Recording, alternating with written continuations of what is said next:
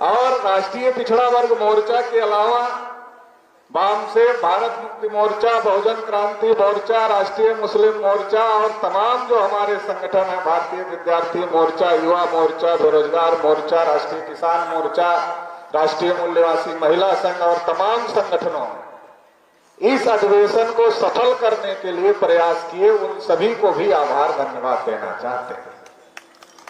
आप लोगों में से कुछ लोगों की ट्रेनें हो रही, कुछ लोग झोले की तरफ देख रहे हैं। मैं ज्यादा समय नहीं लेना चाहता, लेकिन मैं आपको ये जरूर कहना चाहता हूं, अगर आप एक ट्रेन छोड़कर थोड़ा सा कष्ट नहीं उठा सकते तो आप इस देश में अपने हक अधिकार हासिल नहीं कर सकते। आपको लगता है एक ट्रेन चली जाएगी, दूसरी आएगी तो रात भर जगना पड़ेगा, हमको सुबह पहुंचाएगी। अरे तो कोई बात नहीं, एक दिन सुबह ही पहुंच जाना, रात में जाकर कौन सा तीर मार लोगे। तो इसलिए अभी इसके बाद मेश्राम साहब बोलेंगे और मेश्राम साहब का स्पीच सुनकर ही आप लोगों को यहां से जाना चाहिए। बहुत लंबी चौड़ी बात मैं नहीं करना चाहता, मैं करता ही रहता, आप लोगों को बताता ही रहता हूं, समझाता ही रहता हूं। बहुत सारे विषय इसमें लगाए गए हैं कि ये नहीं हुआ ओबीसी का, ये नहीं हुआ, ये भी नहीं हुआ, ये भी नहीं हुआ, ये भी नहीं हुआ, ये भी नहीं हुआ और ये भी सरकार नहीं कर। तो क्यों नहीं कर रही? क्योंकि हमारे पास मजबूत संगठन नहीं। ओबीसी का कोई राष्ट्रीय स्तर का मजबूत संगठन नहीं, और जो राष्ट्रीय स्तर का ओबीसी का कोई मजबूत संगठन नहीं है जिसके पास इतनी ताकत हो कि अगर ओबीसी पर अन्याय होता है तो 60 करोड़ ओबीसी अगर देश में है, उसमें से 2 करोड़ ओबीसी दिल्ली पहुंच जाए और सरकार को ये कह दे कर रहे हो कि नहीं कर रहे। इतनी बड़ी ताकत वाला संगठन निर्माण करने की जरूरत है। मेश्राम साहब एक लंबे समय से ओबीसी के मुद्दों पर बोल रहे। मैं तो ये जानता हूं, जब हम इनका भाषण सुनते थे आधे से ज्यादा भाषण ओबीसी पर ही रहता, अभी भी रहता है। क्योंकि मेश्राम साहब इस देश में ओबीसी, एससी, एसटी, माइनॉरिटी सबको एकजुट करके, सबको जागृत करके और जो इस देश में अधिकार वंचित हैं, शोषित हैं, उन सबको इकट्ठा करके देश में एक बहुत बड़ी लड़ाई लड़ने का काम है। और जब मेश्राम साहब से हमने ये कहा कि ओबीसी का तो कोई संगठन ही नहीं, तो राष्ट्रीय पिछड़ा वर्ग मोर्चा बना, और राष्ट्रीय पिछड़ा वर्ग मोर्चा बना तो लगातार पिछड़े वर्ग को जागृत करने का काम, संगठित करने का काम और संगठित करके सड़कों पर उतरकर संघर्ष भी करने का काम राष्ट्रीय पिछड़ा वर्ग मोर्चा लगातार कर रहा है। मगर जितनी ताकत होनी चाहिए हमारे दुश्मनों को झुकाने के लिए, उतनी ताकत अभी राष्ट्रीय पिछड़ा वर्ग मोर्चा के पास में है। और जब हमारी ताकत नहीं है, इसका मतलब हमारी पहुंच हमारे लोगों तक नहीं है, और जब हमारी पहुंच हमारे लोगों तक नहीं है तो हमारा दुश्मन हमारे लोगों तक पहुंच रहा है। और हमारा दुश्मन जब हमारे लोगों तक पहुंच रहा है, अभी कितना दुश्मन जागृत है। 5 तारीख को हमने सम्मेलन रखा है, एलआईओ ने, आईबी ने, मीडिया ने जानकारी दिया सरकार कि राष्ट्रीय पिछड़ा वर्ग मोर्चा का राष्ट्रीय सम्मेलन लखनऊ में हो रहा है।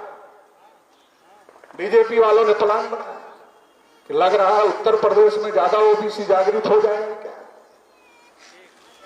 तो कल के अखबार में, परसों के अखबार में मेन हेडिंग छपी थी कि अब लखनऊ में भाजपा अपने ओबीसी मोर्चा की बैठक करेगी और जाति आधारित जनगणना से जो ओबीसी नाराज है उसका काट ढूंढेगी, अपने नेताओं को इकट्ठा करेगी, सम्मेलन लगाए। तो काट क्या?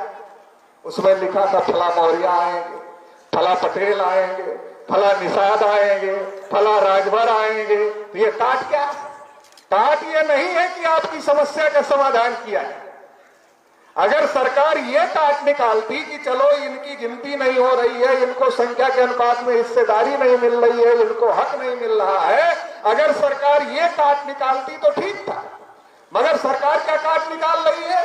सरकार काट निकाल रही है इनके जाति जाति के नेताओं का चेहरा दिखाया जाए, राजभर का चेहरा दिखाकर राजभर वोट लूट लिया जाए, निषाद का चेहरा दिखाकर निषाद वोट लूट लिया जाए, चौहान का चेहरा दिखाकर चौहान वोट लूट लिया जाए, पटेल का चेहरा दिखाकर पटेल वोट लूट लिया जाए, मौर्य का चेहरा दिखाकर मौर्य वोट लूट लिया जाए, और बाकी जितनी जातियां हैं सबका चेहरा दिखाकर सबका वोट लूट लिया जाए। इनकी किसी समस्या का समाधान न किया जाए और केवल इनका वोट लूट लिया जाए, ये साजिश देश में बीजेपी के द्वारा चलाई जा रही है। इसको समझने की जरूरत है, और केवल समझने से काम नहीं चलेगा। आप तो समझ रहे हो, लेकिन गांव में जाकर पसीना नहीं बहाओगे, अपने भाइयों को नहीं समझाओगे। वो जब मंत्री जी आएगा, 10 गाड़ी लेकर आएगा और फोर्स भी लेकर आएगा, तो उसकी बिरादरी सोचेगी ये तो बहुत बड़ा नेता है। अभी देवरिया में यादव लोगों के ऊपर अन्याय हुआ, फिर चौहान लोगों के ऊपर अन्याय हुआ, कानपुर देहात में विश्वकर्मा समाज के लोगों की हत्या हुई, कौशाम्बी की घटना है, बनारस आजमगढ़ की घटना है कुछ मौर्य परिवार के साथ में। तो लगातार जो पिछड़े वर्ग के लोग हैं, जब से बीजेपी की सरकार आई है, इनके ऊपर अन्याय अत्याचार बढ़ा, लेकिन वो थोड़े ही दिखता है, वो नहीं दिखाया जा रहा। क्या दिखाया जा रहा? अरे है ना तुम्हारा नेता, देख रहे हो कि नहीं देख रहे हो तुम्हारा नेता? अगर हम नेता देखकर आज वोट देंगे तो कल हमारी आने वाली पीढ़ियां हमें माफ करने वाली थी और हमारे फोटो पर माला नहीं डालेंगे, जूते से पीट भी सकती है कि जब देश में हमारे हक अधिकार खत्म हो रहे थे तो तुम जाति बिरादरी के नाम पर सपोर्ट कर, जाति बिरादरी के नाम पर वोट कर रहे थे, जाति बिरादरी के नाम पर जो हक अधिकार खत्म करने वाले लोग थे उनको सपोर्ट कर रहे थे।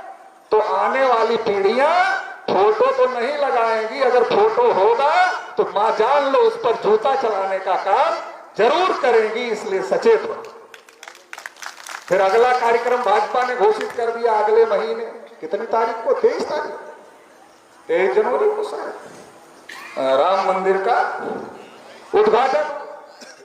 अरे सबसे ज्यादा तो विनय कटियार, कल्याण सिंह, उमा भारती, प्रवीण तोगड़िया, रितंभरा, इन्हीं ने ना मंदिर बनाने के लिए लड़ाई लड़ी। उत्तर प्रदेश के लोग तो जानते हैं।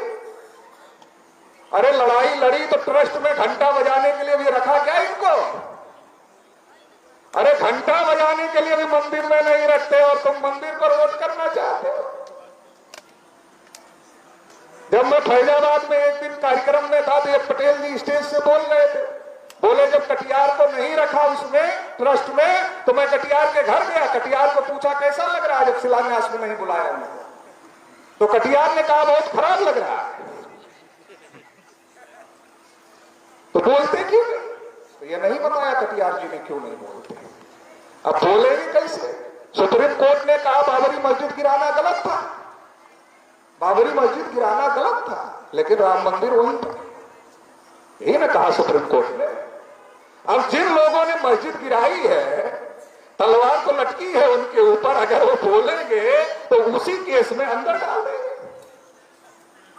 काल्पनिक नहीं बोल रहा। जब कल्याण सिंह जी राज्यपाल पद से रिटायर हुए तो उन्होंने एक अखबार में बयान दिया कि अब हम सक्रिय राजनीति में हिस्सा लें। नोटिस आ गई, कौन सी केस में? मस्जिद गिराने के केस में। तब से कल्याण सिंह जी दोबारा नहीं बोले कब सक्रिय राजनीति में हिस्सा।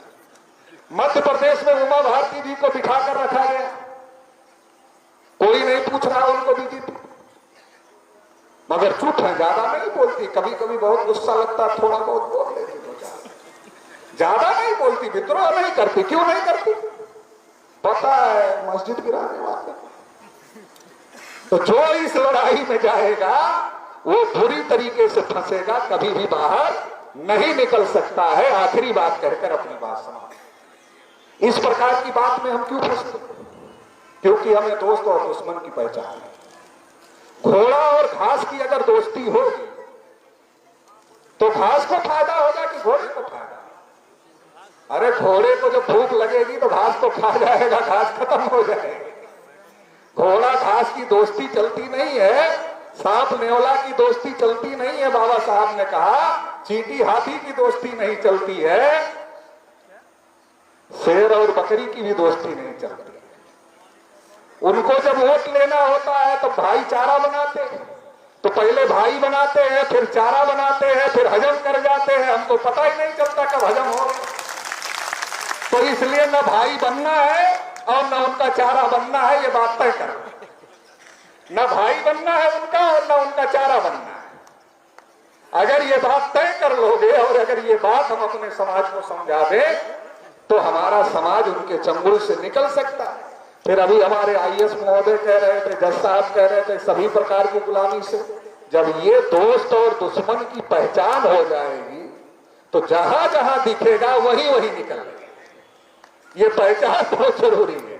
किधर है? इधर है नहीं जाना, इधर है नहीं जाना, इधर है नहीं जाना। उसके साथ में भाई बनना ही नहीं है। भाई बनेंगे तब वो चारा बनाता है, भाई ही नहीं बनेगा तो चारा कैसे बनाएगा? तो बनना ही नहीं। लोकतंत्र में हमारी संख्या ज्यादा है।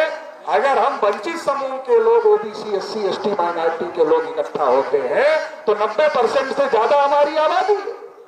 और 90% लोग अगर इकट्ठा होते हैं तो हम ही इस देश को चलाने लायक होंगे। और इतिहास इस बात का गवाह रहा, जब जब इस देश को हमने चलाया तो ये देश विश्व गुरु हुआ, सोने की चिड़िया हुआ, अखंड भारत बना।